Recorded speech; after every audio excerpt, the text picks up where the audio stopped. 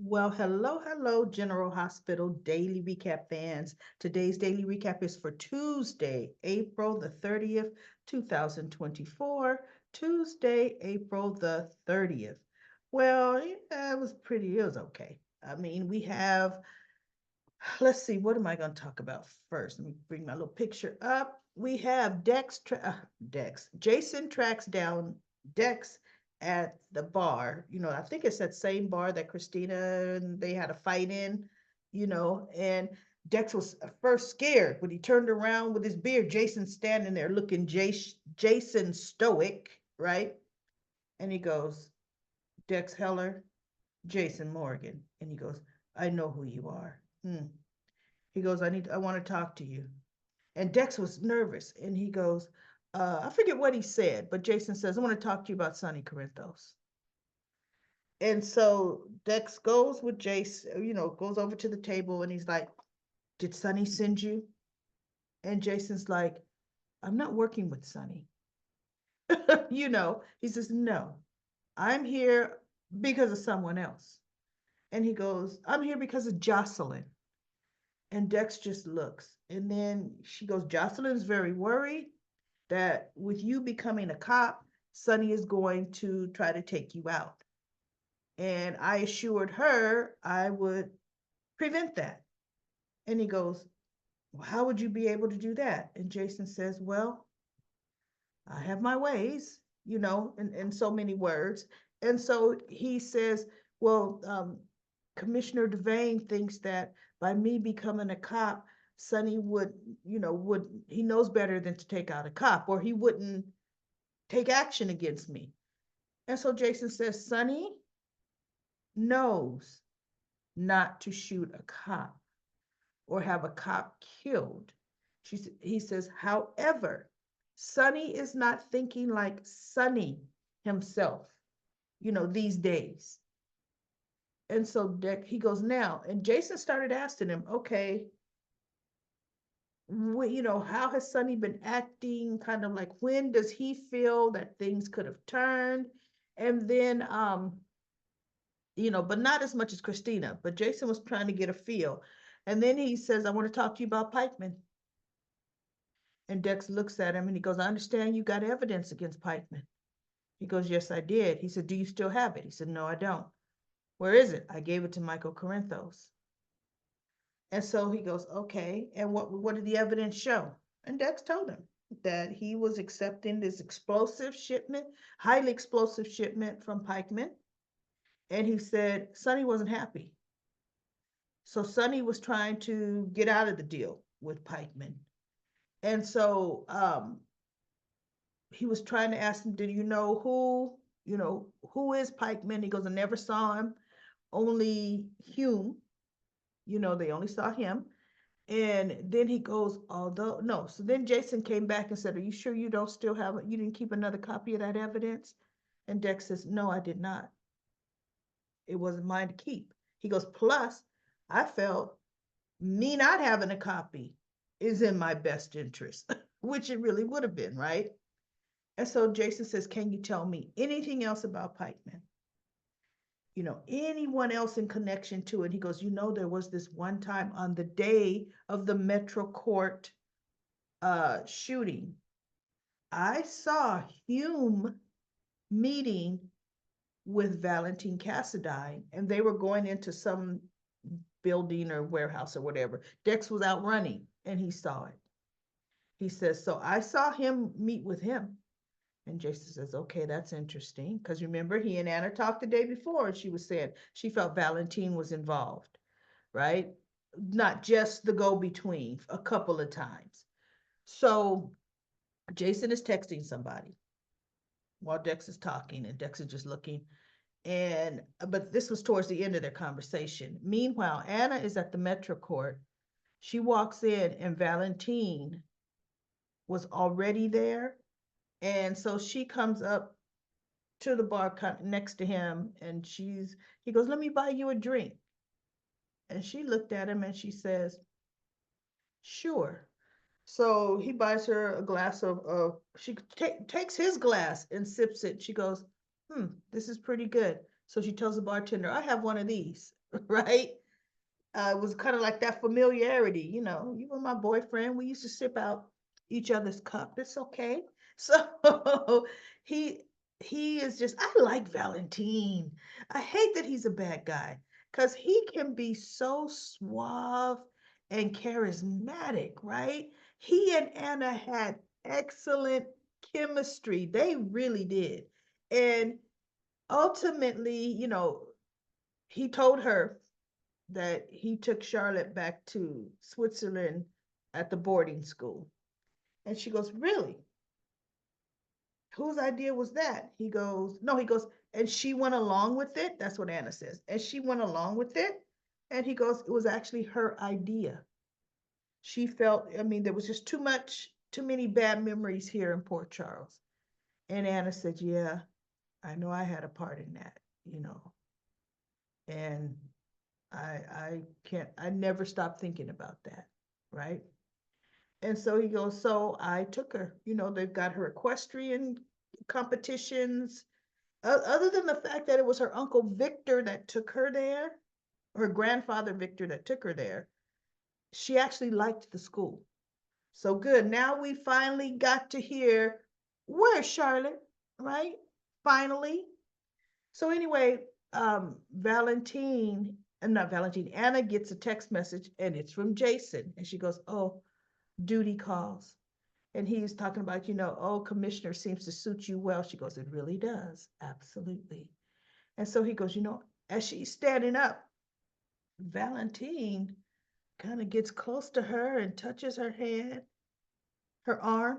And he says, Anna, let's have dinner sometime. Because he said, now that Charlotte is gone, I'm in that house, that big house all alone.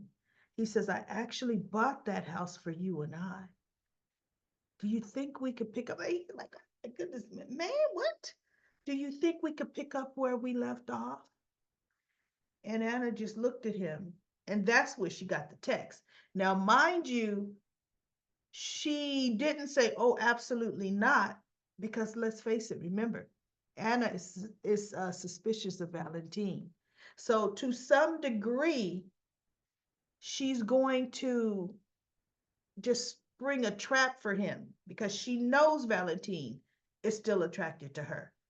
So she didn't say no, no dinner. But what she did is, she got the text, duty calls, I have to go. And that's what he said. Can we have dinner? She goes, I'll think about it. And she walks out and he's just looking at her and he's thinking, okay, I'm going to have to keep you close because he's not going to let the WSB or Pikeman take her out. And right now he's over Pikeman. So he's not going to let the WSB order a hit on Anna. He's going to try to protect her. Valentine still loves her. He really, really does. So, we're going to see. They're going to be playing a real cat and mouse game thing going on. Real cat and mouse. So that's going to be interesting. That really is. Okay, next we go to, let's see, who? Sasha. Sasha, this was her kind of like, she had to do a walkthrough on her cooking. And she had to make a dinner, like an interview, cooking interview. She had to make a dinner for the family. So she ended up making some kind of dish, and it's a dish that Olivia makes.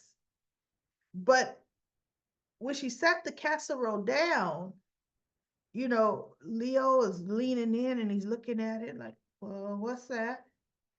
And they invited Michael and Wiley up to the house, and they're all looking like, hmm. So she goes, okay, I'm gonna leave this here and I'm gonna, go out and let you all taste it, right? Because she is nervous now. So she takes some to Cody because she goes, I made 2 casseroles. So she took some to Cody and she's all nervous. And she goes, taste this, taste this. And Cody tastes it and he goes, it tastes good. She goes, are you sure? She goes, are you sure? I'm nervous. She goes, I made the wrong choice. Why would I make something that Olivia makes and that she makes well? Why would I try to do that? He goes, you're overthinking it. And then she was telling him how this was a live interview for her being the cook, and did it bother him that she would be living there? Because it is a live-in position. So this is going to solve her money issues, right? She's not going to have to find a place because look, she's got to be out of her place. Because he goes, no, I don't mind if you're living, on the property. He goes, look, and Sasha, I would never let you be homeless anyway, because she goes, good, because I have to be out of my apartment on Friday. And he goes, I wouldn't let you be homeless anyway. If need be, I'd give you upstairs and I'd sleep down here on the couch. And so she looked at him and she smiled. She goes, oh, thank you. Well, that was nice of you to say, Cody. So she he said something to her. I forget what it was. And she goes, I better get back up to the house. I better see what the verdict is. And so Cody said something about, look, you're going to do great because it was good. And he was so encouraging to her, and something how he would look forward to seeing her there every day. And so she reached over to him. She grabbed him and she kissed him. And he was shocked, right? He kind of kept his hands down because, he doesn't want to push it. He is letting it go as far as Sasha wants it to go, which I respect that about Cody, right? Completely. And when they finished kissing, she looked at him and he smiled at her and she smiled at him. And then they could hear Michael and Wiley coming. So they try to, even though their clothes wasn't messed up or nothing, they weren't about to hit the hay. But you know how you get that, embarrassed, I was caught kissing, or I was just kissing, it could have been caught kissing look on your face. And so Michael kind of looks at them, but Wiley is there. Wiley wants to go feed the horses, so they're talking. And she was asking him, "How did you like it?" And they were like, "It was good." Michael said, "It was very good." And as a matter of fact, when they were tasting it, everybody had their plate, and I knew, Leo being on the spectrum, the way I saw that casserole, thinking he's not gonna eat that like that, right? They Too much stuff on things. Children on the spectrum are very picky eaters. My granddaughter's on the spectrum, very picky eaters. So sure enough, his plate was kind of pasta with just the sauce that goes with it. It didn't have a bunch of other stuff in there. Now not Leo, Wiley, because that was Leo that had just the pasta. Wiley had the whole shebang, kit and caboodle, and Michael too. And so as they taste it, Olivia's like, okay, so what do you think? What do you think? And Leo puts it in his mouth and he's like, this is good. And Wiley's like, yes. And Michael was like, it is very good. And so Leo says, it's actually better than yours, Mom. And she looked and she picked up her fork and she tasted it. And she goes, it is good. Huh. I don't know about better than mine, but it is good. So um Wiley goes to feed the horse, and then they hear water splashing around. So Michael's going into the stables to see what is he doing. And Olivia walks in and she's telling Sasha. So Sasha goes, what did you think? What's the verdict? And she goes, okay, it needed more oregano. And so Cody goes, Mama Q, I'm with you. That was it. It needed a little more oregano. She said, other than that, it was perfect. You did an excellent job. You're hired. She says, but you have to be able to make dinner every night. You got to do breakfast and pack the lunches for school for all the kids in the house. And she goes, I can do that. And she goes, and you can move your stuff in the room at the house anytime. So as she's talking and she's getting ready to walk away, she goes, wait a minute. Something's going on between you two. Because they still had the whole cat's meow look on their face, you know. And so she goes, let me tell you, if you two are an item, there is no carrying on by sneaking up to the main house and going into Sasha's room, Cody. None of that. She said, we have impressionable young children in that house. That's not going to happen there. She says, now I'm not anybody's bedroom police. She says, but as far as that main house, mm-mm. And so Sasha goes, oh, you have nothing to worry about, Olivia. Like we ain't even there yet. But I'm thinking, okay, you may can't go up to the main house, but Cody's got a room upstairs, right? He has a room upstairs. So there we go. So anyway, that was cute. So as she's walking out, she turned around, she goes, but you know what? I gotta say, you two make a cute couple. So they just kind of smiled and Olivia walked out. But she goes, but remember, I've got my eyes on you. That was cute. I like Olivia. I like her a lot. So now we have, okay, Nina and Drew hit the table. So Nina's rushing over to Deception to talk to Maxie. And Maxie's like, well, I'm just on my way out, Nina. Well, no, I just need to talk to you about something. I need to talk to you about Willow. Willow said something nice at me. I mean, what do I do? But she said something nice to me because she thinks me and Drew are on good terms, and me and Drew really can't stand each other. And so Maxie's just looking at her. She goes, I mean, even after the sex, we can't stand it. And Maxie goes, wait, hold up, back up. What do you mean after the sex? Like, oh, did I say that? You know you said it, girl. You came there to, because see, she don't have Ava, her bestie, anymore. Who else is she gonna tell? Nina can't hold water, right? So she's telling Maxie, and as she's telling Maxie, I was thinking, did I miss something? When did Nina and Maxie become close? I don't ever remember that. But yes, Maxie used to work for Nina. Maxie taught her Crimson, but they were never close after that. They were close enough that Crimson used Deception's models, but never that we talk about personal stuff. So Maxie questioned her. She goes, wait, how many times did this happen? And she's like, twice. Oh my goodness. So she just, then what could Maxie really say? I mean, okay, well, you guys are grown and blah blah blah. So it was just boy, it just caught my attention. Why did they have Nina run to tell Maxie of all people that? But then when you think about it, she has no other friends to tell. So there you go. But before Nina got there, Blaze's mother, Natalia, was there, and boy, was she bashing Brooke Lynn.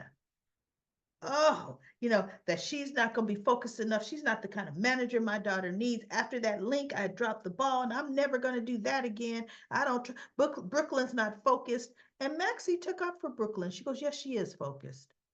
And she is a good music manager as well. You need to let Blaze make some of Blaze's decisions. She is a grown woman. I'm her mother. Do you have children? Maxie says, I have 3 children. Two girls and a boy. Well, when they get older, then you will understand where I'm coming from. And I'm thinking, oh, shut up, Natalia. That's so overstated when a parent does that and their kid is that old. That's really ridiculous. So I really fast forwarded a whole lot of that conversation. I really, really did. But anyway, everybody, that was it. But it was pretty good. Moved. Yeah, it was all right. I mean, to me, I expect more from Sweeps Month. I really do. The best part was Dex and Jason and Anna and Valentine. They were about the best. So that's it for the daily recap of General Hospital today. Now let's go on and go to comment corner, comment corner. I am using my trusty dusty commenter for comment corner. Today is bottoms up, everybody, bottoms up. Let me go down to the bottom. Okay. And we have Lynn said hi. Hi, Lynn. And then P. Merle says Pikeman is as good as done. There's no way Valentine will sanction taking Anna out. No, he won't. I am really starting to hate Kate's. Oh, me too. His blatant disrespect towards Jason is despicable. Carly should have let Brick's goons finished kicking Kate's behind. And then Richard said, facts. And then Marla says to Richard, I also think Anna is going to use what Jagged is doing to Jason against him somehow. I kind of think something's up with that too. I really do. I think Anna may have something up her sleeves. You are 100% right where Jagged is concerned. Is Jagged a renegade FBI agent? Who told him to threaten Jason with sending Cardi to jail, to jail to do his bidding? I think we may find that Cates is a rogue agent. I know, because you notice you never see him confirmed with anybody else, right? At all.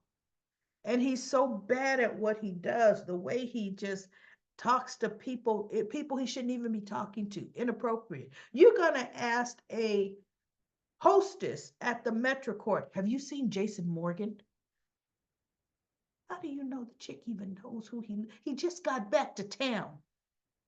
And that doesn't even mean when he used to live there, she even knew him. That was like a ridiculous question, 100%. The writers may be setting him up too. Jagged and Carly may fall in love. He is holding the secret, and Jason could out him at any time. We'll see what they're doing with that, right? We really will. And then we have Jackie says they're setting up Willow to catch them. I know, I thought she was going to catch him.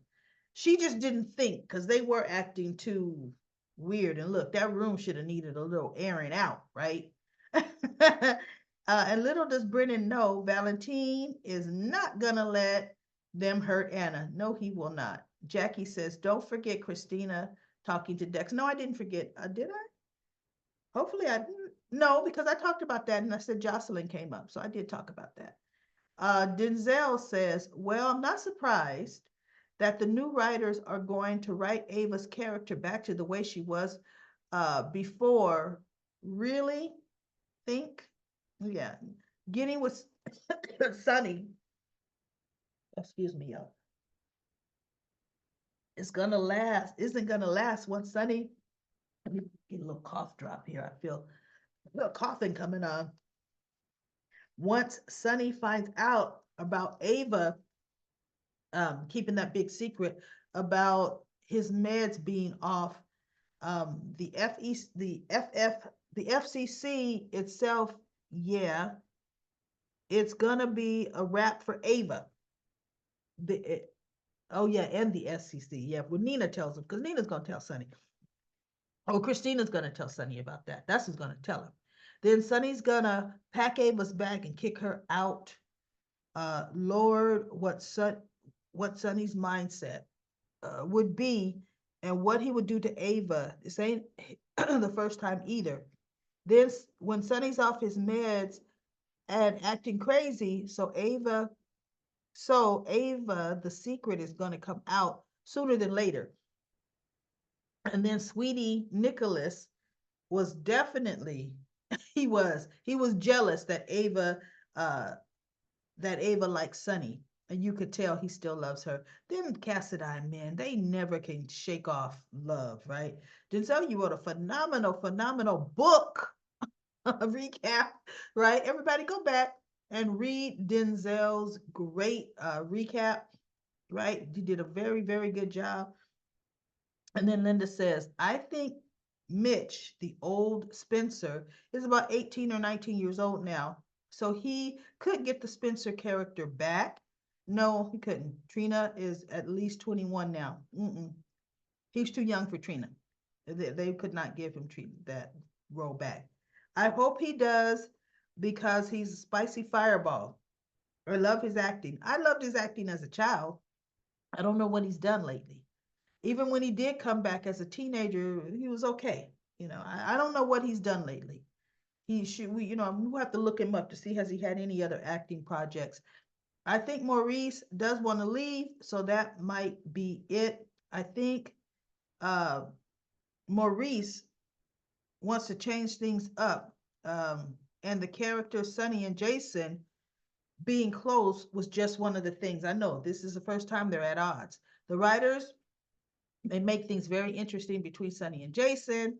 And how long will this go on? And then Lisa says, does Brennan have his own office at the prison? I know. John is so mouthy and nosy. He needs to mind his own business. Taking out his anger on Jason is immature and unprofessional. He is jealous, but and can't step in. She could call John's boss and tell him what he is doing. He must be talking about Anna. It doesn't sound right the way he is doing Jason, not the way they're supposed to do things. Um, in, Interrogating the hostess at the hotel. I know that's just what I said, Lisa. Then questioning Carly in front of everyone on how could she get her hotel back. That was not his business. Absolutely. And then Lisa says, I was hoping Willow would go take care of Gregory in his home care. Nina is nuts. She'll offer herself to Drew because she wants revenge against Carly and Jason.